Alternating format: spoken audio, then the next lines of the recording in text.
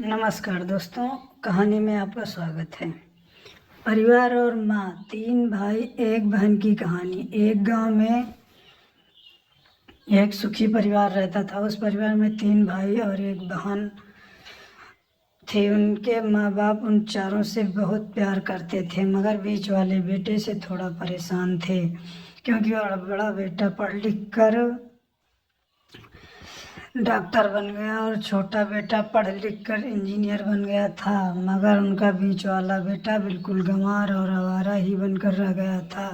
अब उनके दो बेटे डॉक्टर और इंजीनियर ने शादी भी कर ली थी। Subscribe now. और कुछ महीनों के बाद उनकी बेटी की अच्छे घराने में शादी हो गई, मगर बीच वाला बेटा अभी भी कुंवारा ही था, क्योंकि वो बिल्कुल अनपढ़ था और कहीं पर मजदूरी का छोटा सा काम करता था।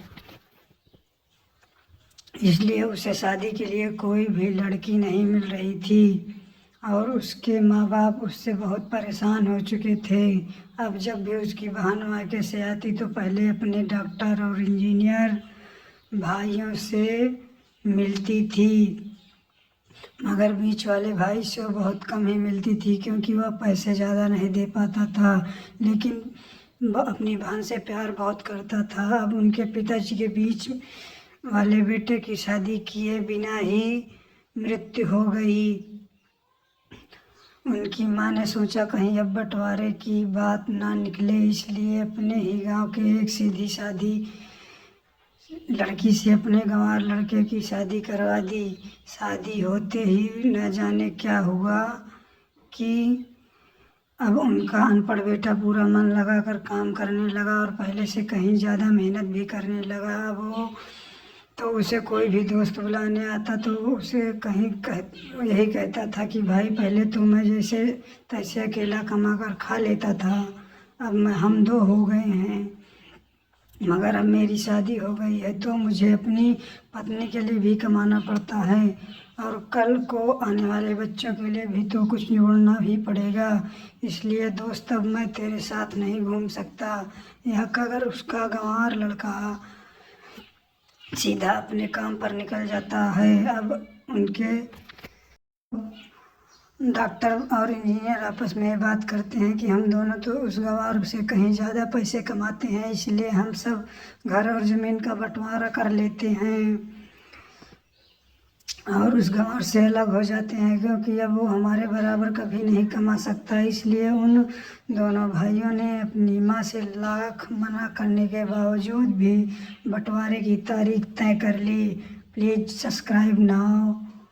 और उन्होंने अपनी बहन को भी बुलवा लिया और अपने गंवार भाई से भी कह दिया कि आज तुम अपने काम पर मत जाना, क्योंकि हम सब आज घर और ज़मीन का बंटवारा करेंगे। उसी वक्त उसकी बहन भी आ जाती है। Please subscribe now. तभी उसका गंवार भाई कहता है कि तुम लोग बंटवारा कर लो, मुझे जो भी देना वो दे देना, मैं शाम को आकर अंगूठा लगा दूंगा। तभी उसकी बहन कहती है, अरे बेवकूफ़, तू तो अनपढ़ ही रह गया, ज़मीन का हिस्सा तो ले ले। Please subscribe now. आमने सामने बैठकर ही होता है। तभी उसके दोनों भाई के भी बीच वाले गंवार भाई को उल्टा सीधा कहते हैं।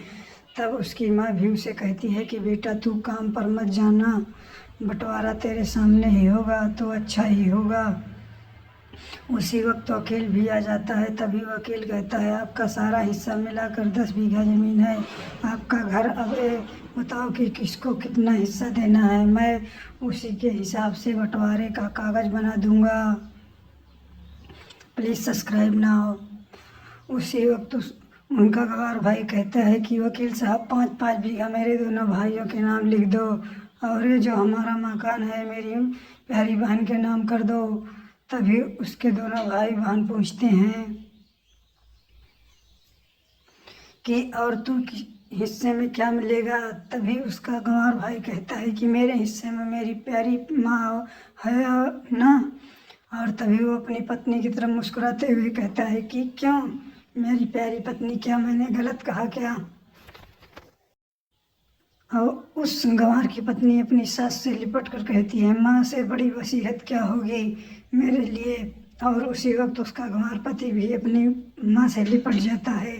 गंवार बेटे बहू की इसी प्यार ने जमीन जायदाद के बंटवारे को एक सन्नाटे में बदल दिया। तभी बहन अपने गंवार भाई के गले लग कर रोते वह कहती है कि माफ़ कर दो भाई, मैं आपको समझ नहीं सकी।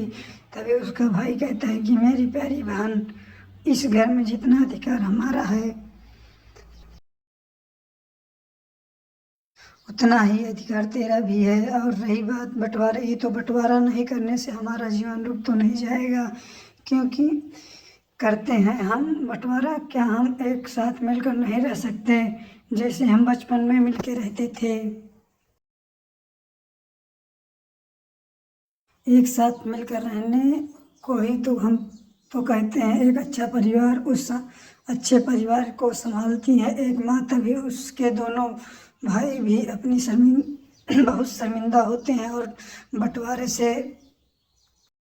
के सभी कागज फाड़ कर फेंक देते हैं। और उस दिन के बाद से उनका पूरा परिवार खुशी खुशी एक साथ रहने लगता है। दोस्तों, ये कहानी अच्छी लगी हो तो सब्सक्राइब करें। परिवार और माँ की सच्ची कहानी। धन्यवाद।